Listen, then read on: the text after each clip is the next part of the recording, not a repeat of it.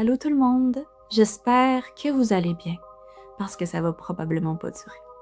Mais je vous invite quand même à vous aventurer avec moi dans le monde paranormal, un monde fascinant, terrifiant et complètement mystérieux. Je sens déjà que je vais faire des cauchemars, mais si je fais pas des cauchemars, c'est probablement parce que je dormirai pas de la nuit, parce que je filme présentement cette vidéo à minuit. Et oui, vous avez bien entendu, à minuit. Je sais vraiment pas ce qui m'a pris, je dois vraiment pas avoir froid aux yeux, mais j'espère que ce petit côté challenge, on peut dire ça comme ça, et l'effet sombre et mystérieux de la nuit va vous plaire et ajouter un petit plus à cette vidéo. Et honnêtement, je dois vous avouer de savoir que vous êtes là à distance, même si vous êtes peu nombreux en ce moment. Sachez que ça fait toute la différence. Je me sens un peu moins seule parce que quand je regarde le coin sombre de ma chambre, et en plus avec les histoires que j'ai choisies, ouf, préparez-vous parce que ça va faire peur. Alors, avant de commencer, si vous êtes seul en ce moment, les lumières tamisées, la nuit autour de vous, je ne vous conseille pas de regarder dans les coins sombres, mais regardez le contact visuel avec moi.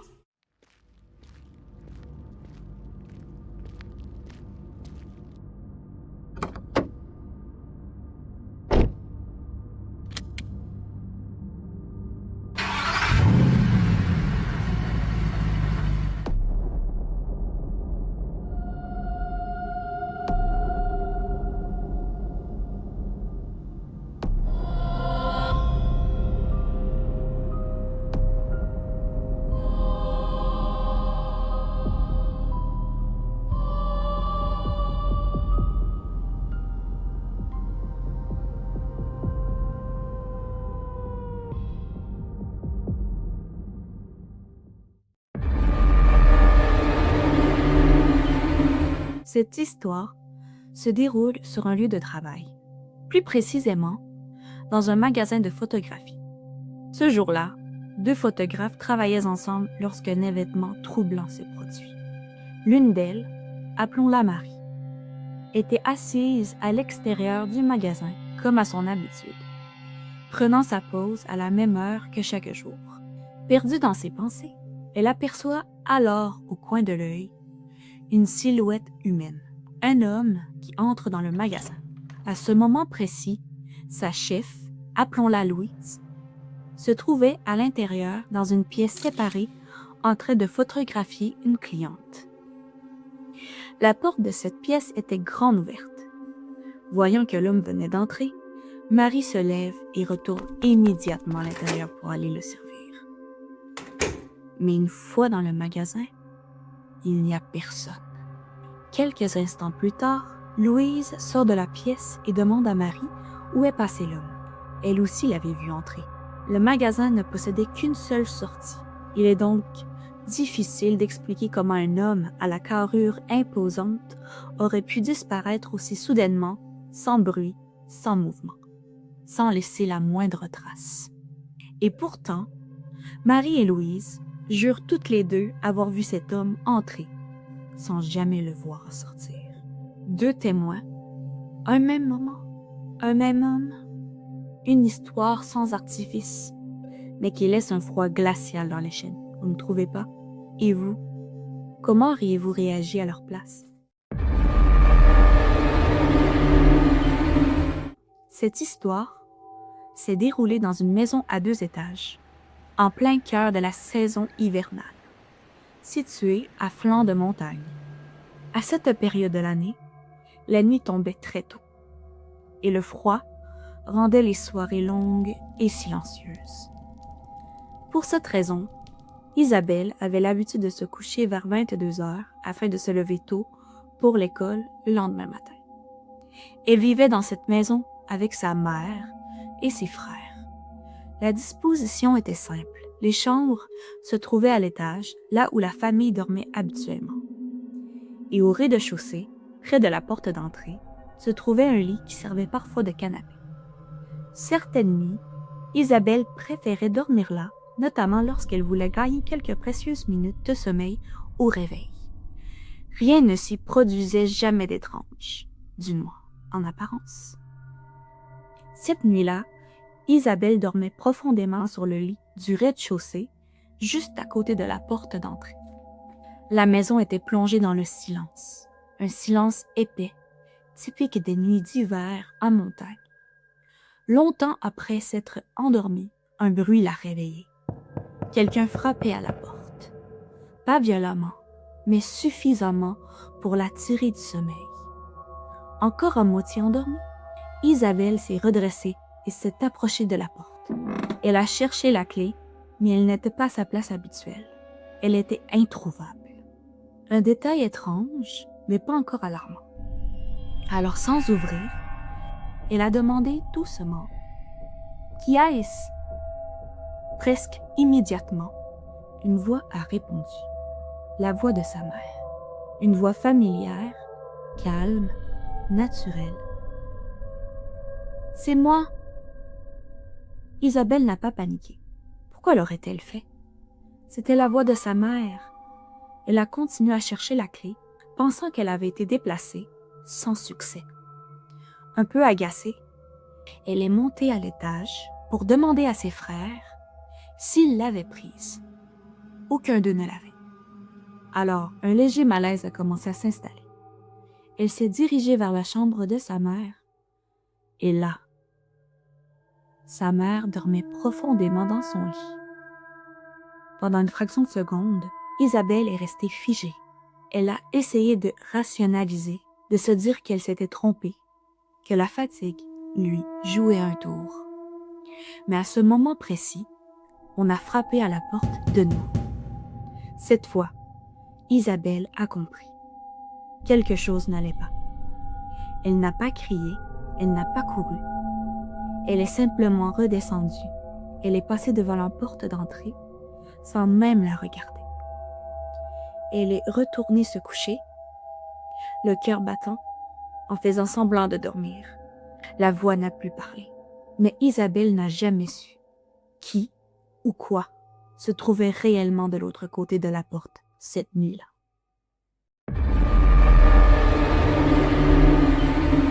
Un soir d'été, à la fin des années 90, un jeune homme, prénommé Tom, rentre chez lui après le travail. La maison est calme, un calme normal, habituel. À cette époque, les gens avaient l'habitude d'allumer la télévision en rentrant, simplement pour mettre un peu de bruit de fond. Tom allume donc la télévision à son poste habituel, puis se rend dans la cuisine pour se préparer quelque chose à manger. La télévision diffuse normalement un son familier, rien d'anormal. Puis, sans prévenir, le signal disparaît. Le son se transforme en cette brume grisâtre bien connue, le white noise, un bruit continu, vide, presque hypnotique depuis la cuisine. Tom l'entend. Il revient alors dans le salon. Il essaie de changer de chaîne une fois, puis encore, mais rien ne revient. La télévision refuse de capter quoi que ce soit. Tom reste là, debout, face à l'écran. Il attend simplement que le signal revienne. Il attend simplement, convaincu qu'il s'agit d'un banal problème technique. Et c'est à ce moment-là qu'il entend quelque chose. Une voix masculine, qui semble venir de loin, et pourtant être tout près à la fois. Claire, distincte, comme si elle traversait le bruit, comme si elle sortait littéralement de l'écran. La voix prononce son prénom. Tom. Toujours mêlé au white noise. Puis après quelques secondes, Tom. comme un appel. Comme si quelque chose savait exactement qu'il était là. À ce moment-là, Tom ne reconnaît pas la voix. Il n'essaie pas de comprendre, il n'éteint pas la télévision, il ne vérifie rien, il quitte la maison le plus vite possible. 1 heure, peut-être 2 heures plus tard, il trouve le courage de rentrer. La télévision est toujours allumée, exactement comme il l'avait laissé. Mais cette fois, le signal est revenu. Une émission banale, un son ordinaire, plus de white noise, plus de voix. Et pourtant, Tom en est certain. À ce moment-là, quelque chose l'a appelé. Cette histoire se déroule dans un quartier tout à fait ordinaire, un endroit calme où il ne se passe habituellement rien de particulier. Pourtant, devant chez eux vivaient des voisins dont le comportement intriguait. Ils pratiquaient des rituels étranges, personne ne savait vraiment lesquels, mais tout le monde le savait. Un soir, un hurlement absolument inhumain a déchiré le quartier. Pas un cri ordinaire, pas un appel à l'aide, un son continu, violent, chargé de souffrance. Un bruit si anormal que tous les voisins sont sortis de chez eux au même moment, sans se parler, sans se concerter, comme appelés par un même instinct. Ils se sont dirigés ensemble vers la maison et au moment de frapper, des griffures se sont fait entendre sur la porte, sur les murs, comme si quelque chose cherchait à sortir. Les personnes qui ont habité cette maison n'y sont jamais restées longtemps. Aujourd'hui, la maison est inhabitée.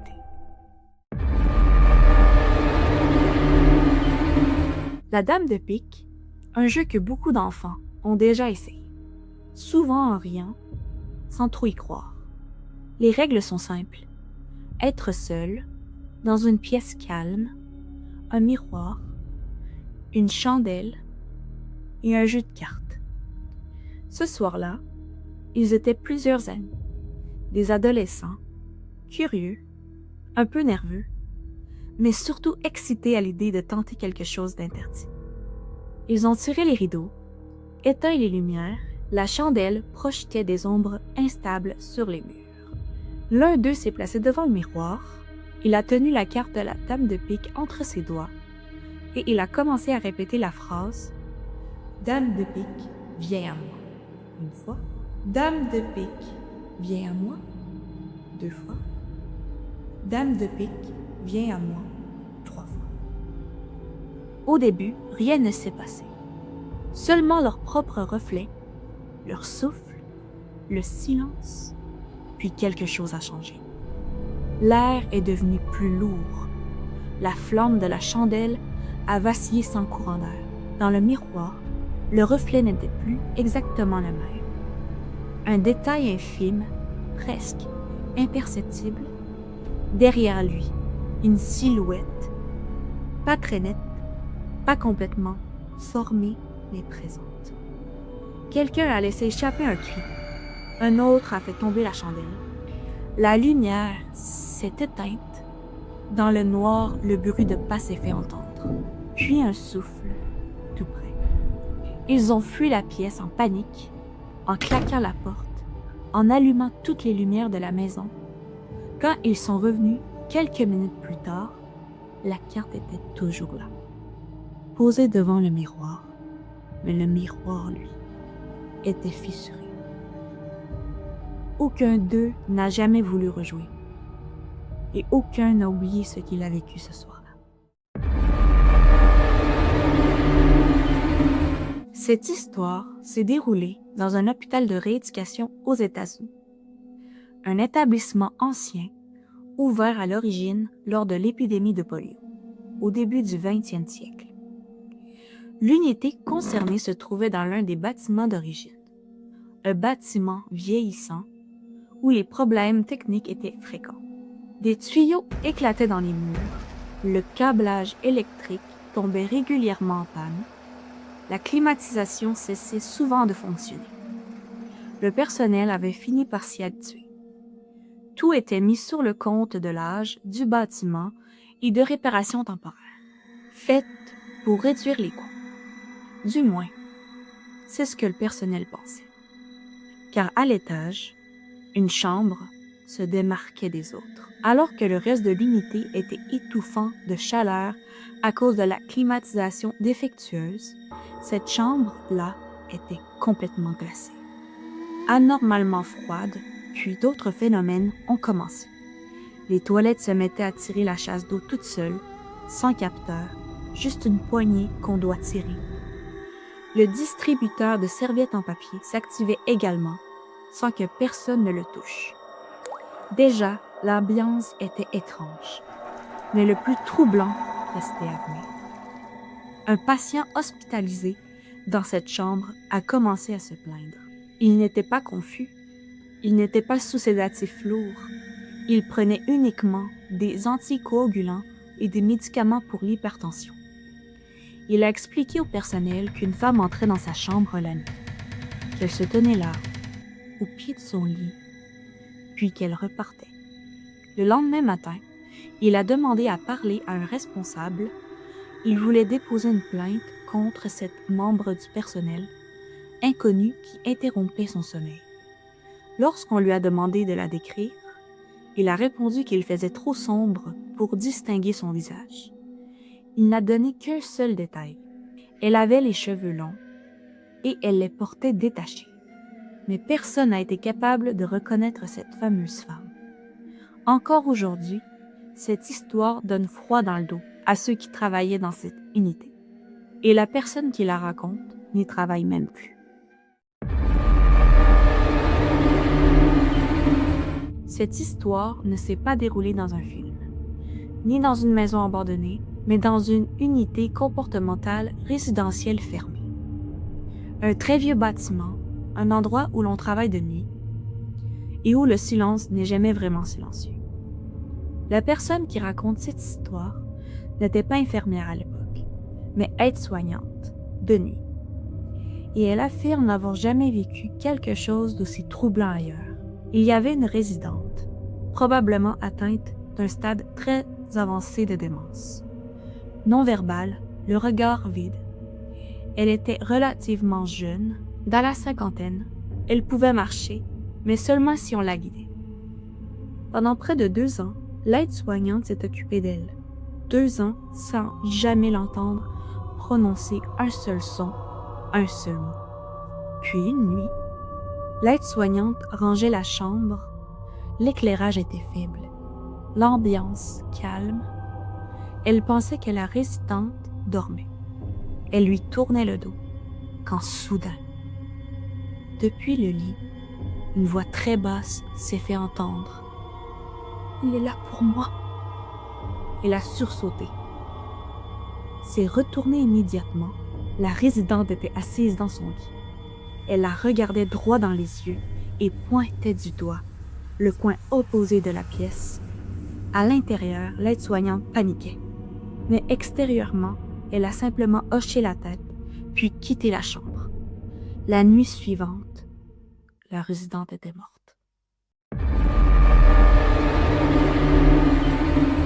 Cette histoire se déroule alors que la personne avait entre 20 et 25 ans.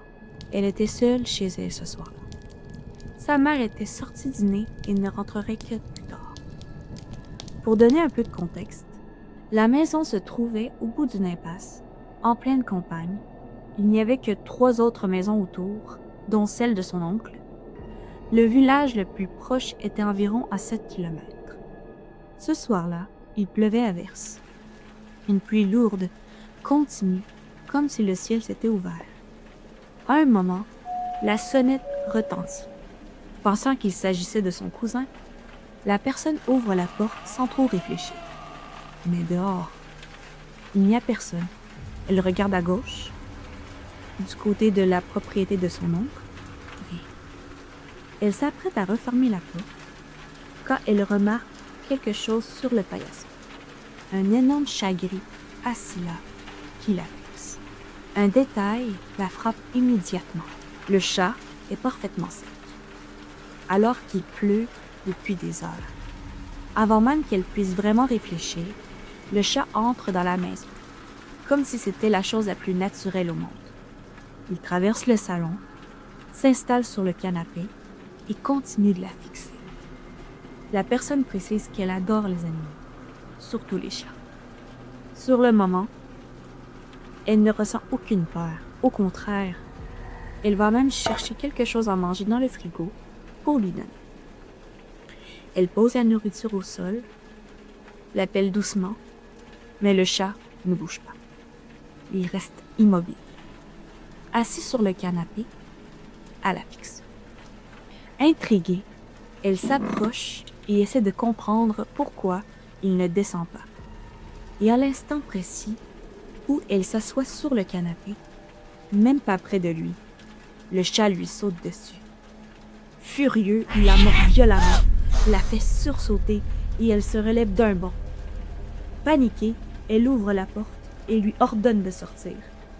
Le chat la regarde alors avec une expression qu'elle n'oubliera jamais, un regard rempli de haine.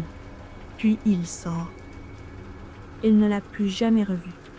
Depuis ce jour, la sonnette n'a plus jamais sonné toute seule, aucun chat n'est jamais revenu, et elle n'a jamais compris ce qui avait pu déclencher cette visite.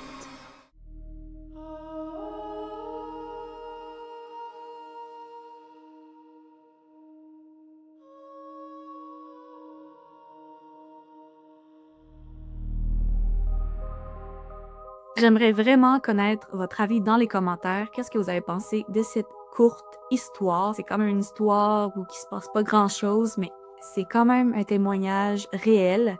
Donc, j'aimerais vraiment avoir votre avis parce que moi, honnêtement, il faut pas m'embarquer là-dedans parce que ce n'est pas le sujet de la vidéo aujourd'hui, mais moi, je crois vraiment que ça pourrait être un glitch dans la matrice, car visiblement, c'est comme si son monde avait interféré avec le nôtre.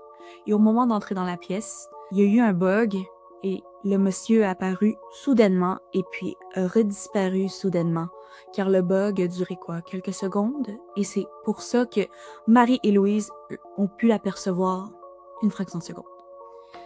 Mais bon, on va pas s'embarquer là-dedans. Si on veut une hypothèse paranormale, moi je dirais que c'est une apparition qui est pas du tout malveillante. Peut-être que ce gentil monsieur n'était pas conscient qu'il était décédé. Et moi, je crois que si on suit que notre monde, notre univers a plusieurs dimensions, ben peut-être qu'il y a une dimension pour les personnes décédées. Moi, c'est une théorie c'est une hypothèse que j'adhère beaucoup. Je crois qu'il était sur son 31, il avait envie d'une belle petite photo de lui. Mais je trouve ça vraiment triste, en fait. Peut-être qu'il est coincé dans notre monde aussi.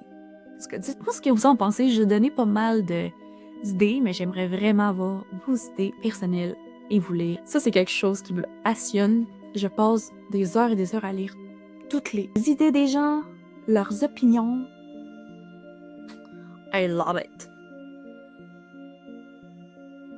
Bon, tout d'abord, est-ce qu'on peut applaudir le courage d'Isabelle?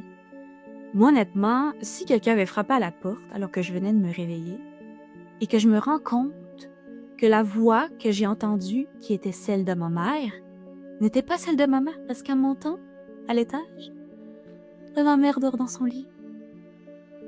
J'aurais clairement pas redescendu au rez-de-chaussée. Oh non! Dites-moi dans les commentaires si vous auriez eu le courage de redescendre au rez-de-chaussée, de passer devant la porte comme si rien n'était. Je vais aller me coucher et je vais faire semblant de dormir et peut-être que ça va passer. Quoi? Moi, j'aurais réveillé ma mère, j'aurais réveillé mes frères, je serais allée chercher mon bat de baseball et on descend et on va voir ce qui se cache derrière la porte. Et oui, c'est ce que j'aurais fait. Parce que moi, mon cerveau, comment il fonctionne, il a besoin de voir si j'ai pas halluciné. Je sais pas si ça vous est déjà arrivé, mais moi, ça m'est déjà arrivé où je suis comme entre le sommeil et le réveil, comme entre les deux. J'ai comme l'impression d'être là, et ce que je vois, ce que j'entends, même si c'est partiellement, j'ai vraiment l'impression que c'est réel. Donc peut-être que Isabelle a fait un rêve de sa mère qui l'appelle de l'autre côté de la porte, puis elle était complètement perturbée le moment où elle a trouvé sa mère dans son lit parce que ce qu'elle a vécu lui a semblé très réel. Mais bon, c'est peut-être aussi une apparition paranormale, mais pas n'importe laquelle. Je vais vous donner mon idée. Moi, ce que je trouve étrange, dites-moi si vous avez trouvé ça étrange vous aussi, quelle maison se borde de l'intérieur avec une clé? Dites-moi, parce que moi, honnêtement, j'ai jamais entendu ça. Jamais. Jamais, jamais, jamais. Donc, dites-moi dans les commentaires si vous connaissez quelqu'un qui a une genre de maison comme ça ou si vous avez une maison comme ça. Je serais vraiment curieuse de le savoir. Et j'ai comme eu l'impression qu'Isabelle a été protégée par une force bienveillante, plus forte que celle derrière la porte. Moi, je me dis, si L'esprit la pousse à vouloir déverrouiller une porte qui se déverrouille avec une clé parce que la voix doit être forte pour te manipuler et te pousser à l'extérieur. Qui sait, si Isabelle avait trouvé la clé ce soir-là, peut-être qu'elle aurait été en très grand danger. T'sais, il y a souvent des disparitions mystérieuses ou que les gens s'en vont dans des endroits complètement étranges dont ils n'ont pas du tout l'habitude d'y aller et une force beaucoup plus grande qu'elle l'a protégée pour qu'elle ne trouve pas la clé et qu'elle trouve sa mère endormie dans le lit. Et la fameuse question que j'ai envie de vous poser, qu'est-ce que vous pensez qu'il se serait passé si Isabelle avait réussi à ouvrir la porte? Ouais. Je crois que jusqu'à présent, Tom est la seule personne qui a une réaction normale face à une apparition et un phénomène étrange. Je crois que tout le monde partirait en courant. Mais ce qui me dérange le plus dans cette histoire, ce n'est pas nécessairement la voix. C'est qu'une entité essaie de prendre contact avec lui. Et Tom ne reconnaissait pas du tout la voix, ce qui est très très étrange et effrayant. Comme dans l'histoire précédente, Isabelle a reconnu la voix de sa mère, ce qui est beaucoup plus rassurant d'un certain côté. Mais là, Tom ne reconnaissait pas du tout la voix qui l'appelait. Alors, la question est simple. Mais est-ce que la réponse l'est autant? Si ce n'est pas quelqu'un qu'il connaît, qui l'a appelé exactement? Qu'est-ce que cette chose lui voulait au juste? Ce que je trouve dommage, c'est que l'auteur ne précise pas s'il a vécu un tragique événement dans sa famille ou dans son entourage, peut-être, je sais pas, un deuil dans ses collègues au travail ou quelque chose dans ce genre-là, qu'une entité ait envie de le contacter, une entité qu'il connaît pas vraiment car il n'a pas du tout reconnu sa voix. Moi, je crois probablement que c'était peut-être un revenant qui a tenté d'entrer en communication avec lui, parce que clairement, Tom, oui, c'est très très effrayant. Moi, à sa place, j'aurais déménagé. Je serais pas juste partie en courant. Mais si on va dans le côté un peu plus dark, c'était peut-être une entité non humaine, un démon. Je sais pas si vous croyez à ça, moi je suis un peu sceptique. Moi c'est sûr que les événements à la Conjuring c'est un peu intense, là, mais si ça existe, si c'était pas humain, clairement il a tenté peut-être de l'attirer. Peut-être que si Tom était resté plus longtemps, peut-être que l'esprit aurait davantage communiqué avec lui, il lui aurait révélé d'autres choses. On le sait pas. On le saura probablement jamais à moins d'avoir des faits tangibles, des preuves concrètes. Si une voix que vous ne reconnaissiez pas vous appelait depuis l'écran de votre télévision, tenteriez-vous de comprendre ou est-ce que, comme Tom, vous partiriez en courant? Moi, oui, en tout cas.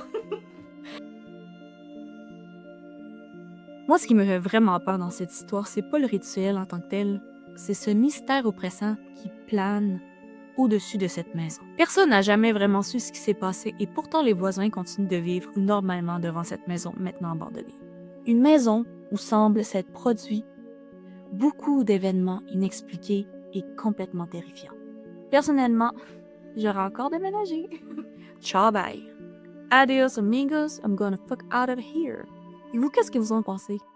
J'aimerais vraiment ça savoir. Dites-moi toujours ce que vous en pensez dans les commentaires. J'ai trop hâte de vous lire. Et j'espère que vous allez aimer cette vidéo. C'est la première fois que je filme. Je suis quelqu'un de base qui déparle beaucoup. Je fais vraiment mon possible, mais j'ai toujours aimé ça. Les histoires qui font peur, donc j'espère que vous allez aimer ça. Bon, premièrement, moi je pense que c'était pas la dame de pique, mais probablement qu'ils ont appelé quelque chose d'autre. Et c'est justement ça qui me dérange le plus dans cette histoire-là. Moi, ce qui me dérange le plus, c'est surtout les légendes qu'on invente juste pour rire autour d'un feu. Des légendes qui ouvrent la porte à des entités réelles. Comme l'incantation de la dame de pique qui a réveillé un autre type d'entité qui s'est manifesté ce soir-là. Un simple miroir peut devenir la cible de tous nos peurs en l'espace d'un instant. Parce qu'un miroir ne montre pas quelque chose de nouveau, il montre quelque chose qui est déjà là. Et parfois, ce qu'on appelle répond. Une force beaucoup plus grande qu'on le croit et qui est beaucoup plus malveillante que dans les légendes. Et vous, si vous vous trouvez dans une pièce où il y a un miroir, ce serait peut-être mieux de détourner les yeux. Moi, ce qui me trouble le plus dans cette histoire, c'est l'apparition qui ciblait toujours la même chambre. Pourquoi cette chambre-là, en particulier? Là où le vieil homme était. Pourquoi? Pourquoi il venait toujours la nuit, toujours au pied du lit, Comme si cette présence savait exactement où se placer, comme si elle observait attentivement, tranquillement, dans l'ombre. Ce genre de détail me trouble et me perturbe, et me met profondément mal à l'aise parce qu'il donne l'impression qu'une entité non humaine aime avec intention de perturber, immobile, dans le noir, comme pour volontairement dissimuler ses traits. Mais une question me hante davantage encore. La pièce était froide, anormalement froide, alors que l'apparition, elle, se manifestait bien devant ce patient, vivant, dans une autre pièce. Alors je me demande, s'agissait-il de deux phénomènes distincts ou deux manifestations liées? Et si cette femme, celle qui raconte cette histoire, avait continué de travailler là-bas, aurait-elle été témoin d'un phénomène encore plus troublant? Malheureusement, on ne le saura jamais, mais rien ne nous empêche de nous poser la question. Et vous, si un patient complètement lucide vous décrivait une présence qui revient nuit après nuit, toujours au même moment, parleriez-vous encore de coïncidence? Moi, ce qui me dérange le plus dans cette histoire, c'est à qui la dame parlait. Genre, cette femme n'avait pas prononcé un seul mot en 2 ans, pas un son, pas une seule phrase, et pourtant, elle a parlé. Pourquoi? Qu'est-ce qu'elle a vu?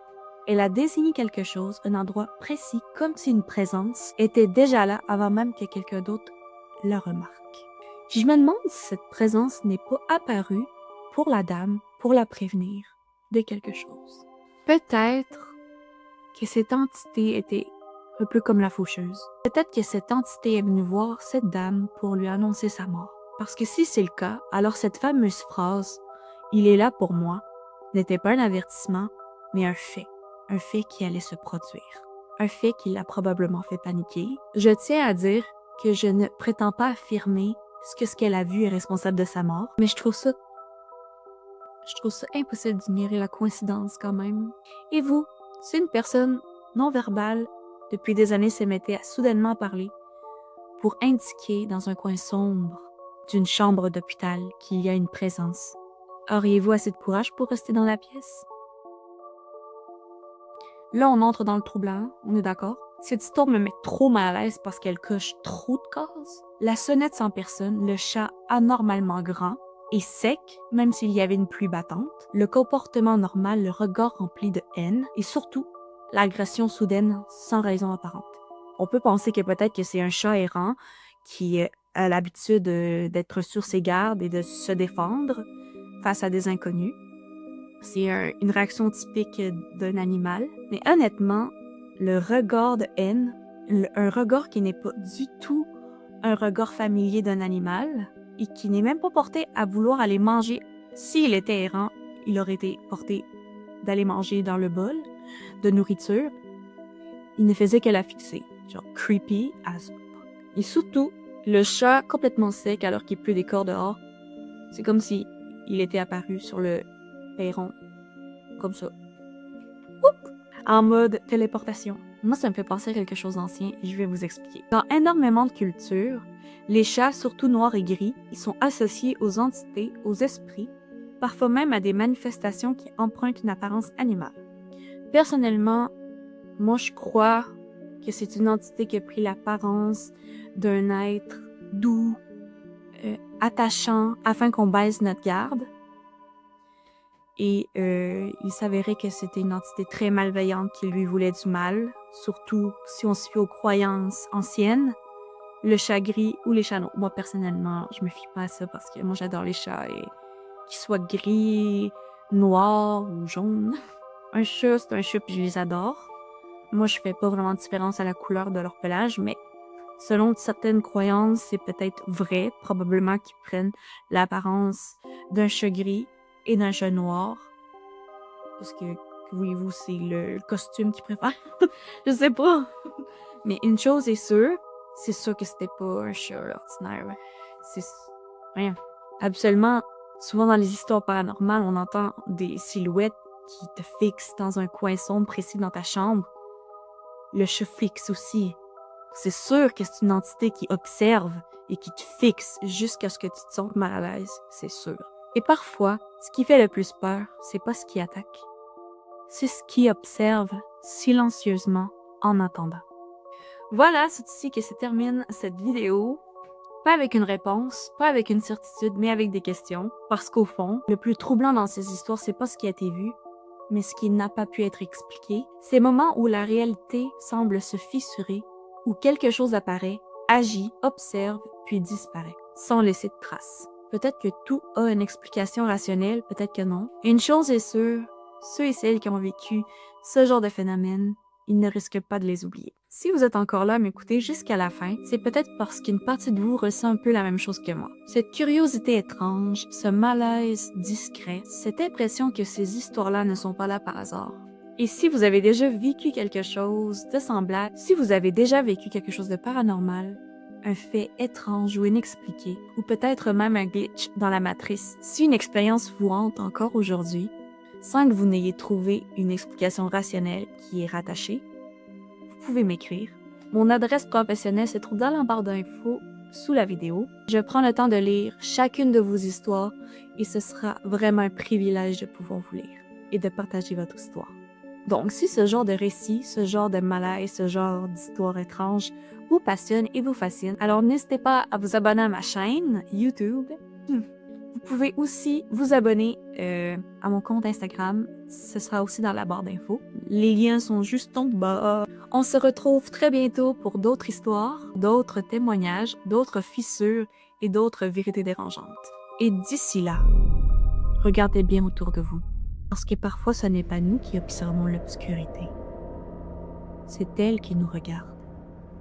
Et même si la nuit porte conseil, parfois, elle ouvre des portes. Alors toujours avant de partir, dites goodbye.